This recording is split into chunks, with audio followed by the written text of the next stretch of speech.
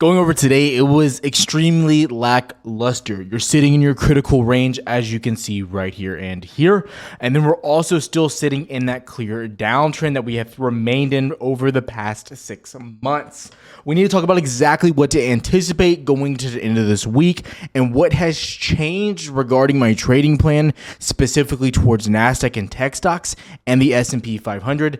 Let's get to it. So before we get into that, I have to ask you to consider doing 2 things: liking and subscribing. Every single day I'm going over the stock market, the S&P 500, and futures specifically, so you know exactly how to trade. Futures are going to tell you exactly what to do 9 out of 10 times. Now, when we get into this, I want to just highlight specifically what we're looking at on the day. And you really won't get a clear look until you really get in here. So what we're going to do is come to the daily open on Nasdaq. And essentially, you haven't moved. So basically, going into today, where did you open up your trading range? You started at locally 12.93 around 7 p.m. Central last night. And then into today, your low was about 827 at one point, and then your high went all the way up to locally 13,020 on Nasdaq. That's minimal. That's nothing. Your range was absolutely zilch. You did nothing on the day. Now, when we get in here as well into something like SPY, you can see even how more tight this was, right? So you can see getting in here, you're really trading from 412 to highs of almost 415, which was almost immediate. And then you came back into this range of 413.5 down to lows of 412, basically. Back and forth, back and forth. This is what we call a classic no trade zone. This is where you come to the market and there's really nothing to do. Now, I want to go over exactly what I traded on the day and highlight some of the things that I did. Now, personally on the day, I have obviously some more of my USO positions, which those contracts from yesterday, you remember I mentioned them here as well. We started adding more once again yesterday, and then I believe we got in around 1.2, and then today those contracts got to 310, and then I started trading some Apple earlier around 110 to 111. I ended up cutting those after you get a false breakout, and so those were about break even. So it was no loss, not really trading on the day, but we made a lot of money from oil. And the reason why I want to highlight exactly what I'm trading is to show you what's going on in the market and how I'm treating it, because I like to be very transparent with you, the viewer. Now, you can see you're trading in this zone.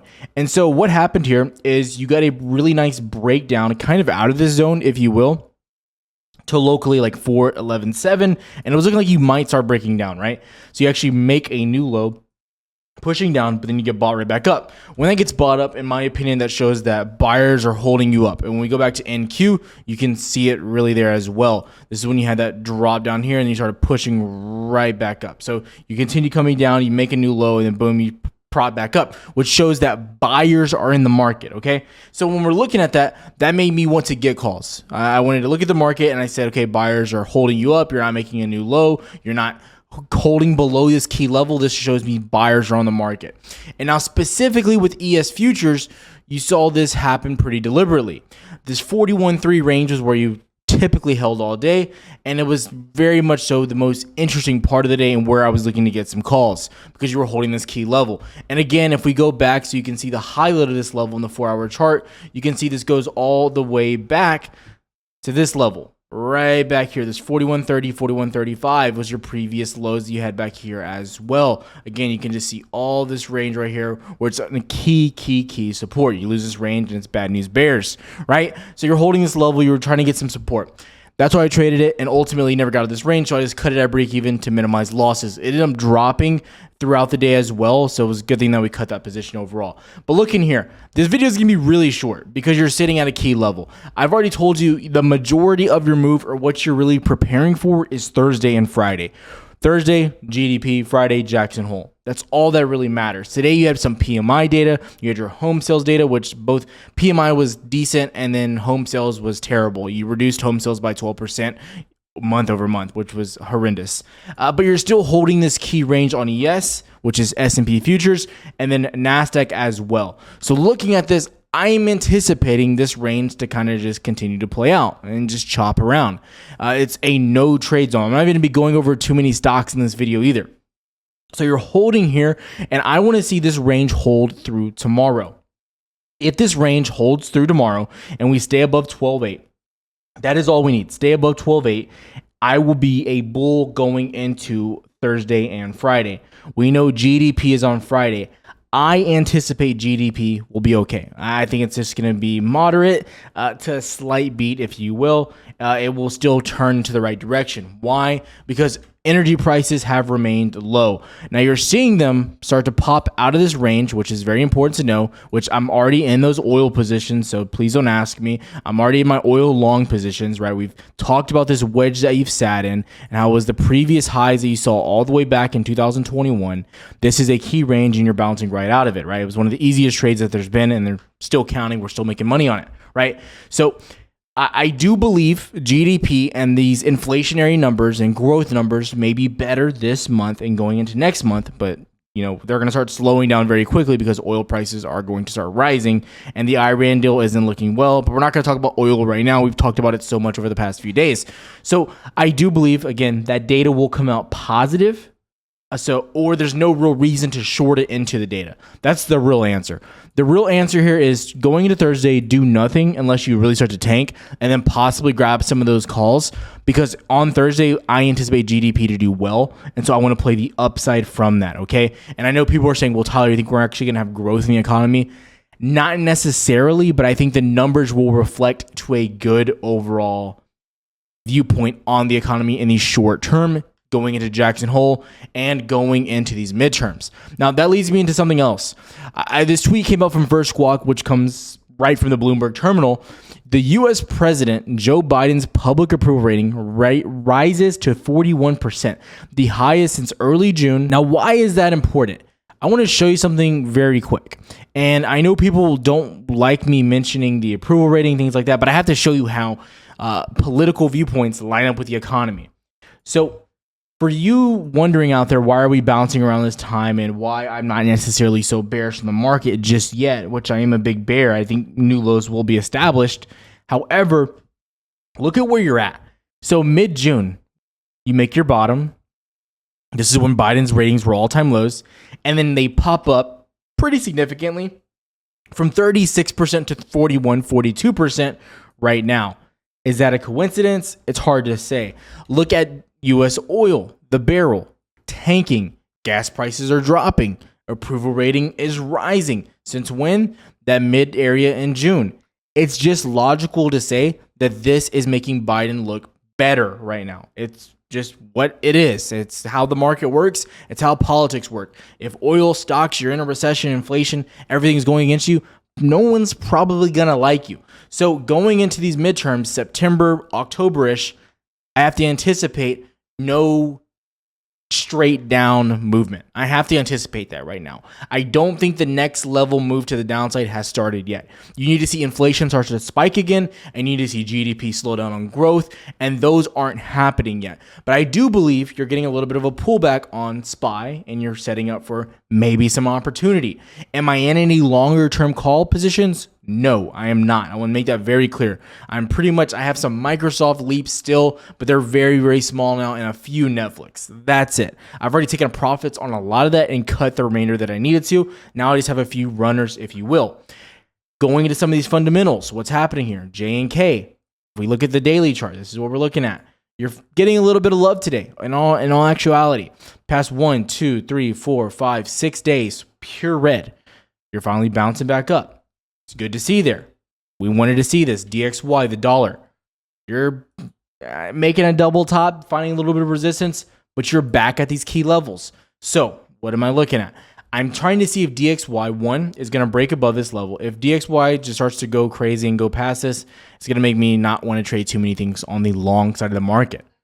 But you are still breaking to the upside. So this is something that you have to be aware of. If you start to break out here, then obviously you're not going to want to trade too many risk on positions while the dollar is going crazy.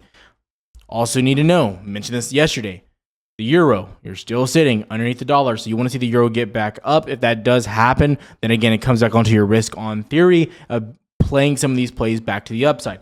But I want to be very clear. Tomorrow is the last day, in my opinion, you need to really be on guard. I believe going into Thursday and Friday, a trend will be set. Again, people are saying the elevator is kicking in. It very well might be. We're right there. If you lose this level, really about 12.8 right there, then I'm a very big bear. So if you start to break below and then get that retest, I'll probably get some shorts there and start playing you back towards that downside press all the way back down to the trenches. However, I just don't think you're going to get that break yet. I've been telling you, and I told you yesterday, downside was the play if you got the break, but you're not getting it yet. So I don't even want to cover any stocks here because I don't want people to start panicking or playing something too early. I always tell people in the Discord, the best thing to do if you're not certain on the trend is to not trade at all. You would rather not make money than lose money, okay? Because your portfolio still stays strong. Because what have we been doing on this channel? We've been focusing on catching the trend, right? Really trading the trend. We've been trading this upward trend essentially since 12.2, and we've made a killing on it. We haven't flipped back to that bearish yet, or the bearish overall terminology on the market, because it hasn't been given us to that opportunity. You're not getting any data points that push you down for the downside. So we have to continue to stay with this trend, and that's what I'm going to do personally right now. So again, what am I looking for into tomorrow, into Thursday, into Friday? You want to see this area hold 12.9 to 12.8. This is our last line of support. If this area holds, I anticipate another move towards the upside. Now, this is a little bit more drastic of downside compared to what you have seen in the past. I'm just going to quickly highlight it over the past, several weeks. You have had downside, but nothing this strong, if you will. So I do want to highlight this is probably one of the biggest pressures you've had for that downside push until possibly back here on June 27th. However, if you hold this level, you have to remain with the thesis that more upside will come. Again, I don't think you have a breakout before Friday. That's just my opinion. But I do think Thursday is going to be our big day. So going into Thursday, again, I want to be very crystal clear. I'm not telling you what to do with your money, but I recommend doing your own DD and comparing some of my DD with it. When you're looking at this area, going into the 15-minute chart, until you get above the monthly, I don't think you can be too bullish. But as you're trading in this zone, there is no reason to grab shorts because you're range trading at the key level. There's no reason to bet against it, okay? We've been talking about this time and time and time again. And over the past few weeks, these have been pretty spot on some of these key ranges. So until you get below 12.8, no reason for puts. Until you get above 13,000, 12.98 roughly, no reason for calls. This is chop, wait for a decision to be made, and trade the trend, people. Wait for those GDP numbers to come out. Let's see a little bit of a beat, if you will, for the more short-term upside and prepare for what we know is going to come in most likely November and December, which is some dramatic downside, most likely, with inflation perking back up into the new year once again. That's what we anticipate, and that's what I'm looking for right now. Again, I know I couldn't give you a direct look, but again, as we look at some of these markets, QQQ, SPY, what's happening here? It's not what you want to see, but it's still very mixed. A lot of puts coming in, but still you got some calls coming in. It's not one-sided yet. You're still seeing this come in. QQQ, again, not one-sided. You're seeing both sides of the spectrum here. VIX is probably the only thing you're seeing lots of calls come in. And that's because it did finally break out of this key trend, which we mentioned yesterday. You still look bullish on VIX. I want to highlight that. But until you get above 25, I don't think you can anticipate a clear spike going on VIX even any higher. 25 has been a pretty big level to break above for VIX as well. You're back in the 24 region, but you want to see a break above 25 for a really nasty spike to the downside on SPY. So looking at that, there's just no clear direction there. I got to make sure you can see that. And then when we go and look really quickly, once again, on Bookmap on the day, very back and forth all day long. So you had a little bit of upside going into the middle of this morning. Your CVD was climbing, but you just stayed and chopped all day long. Once sellers started to step into the market near the end of the day, that's when you started to see more of that dip. But again, on the icebergs, on the dark pool, you started to see some of the call flow coming into the market, which again leads me to just take a step back and say, I'm not going to trade this chop because this is not where you're going to make your money, okay? Unless you're focused on commodities or something else, you're not going to make your money on the call options here. And if you do, it's very risky. This is not something you want to trade. This is not trending. This is ugly. This is terrible price action. No point in trading this. Stupidity to trade this right now. So just wait, because Thursday I can almost guarantee you a trend will be set and it will be almost 99% easier to trade and the money making opportunities will be there. I'll see you guys tomorrow.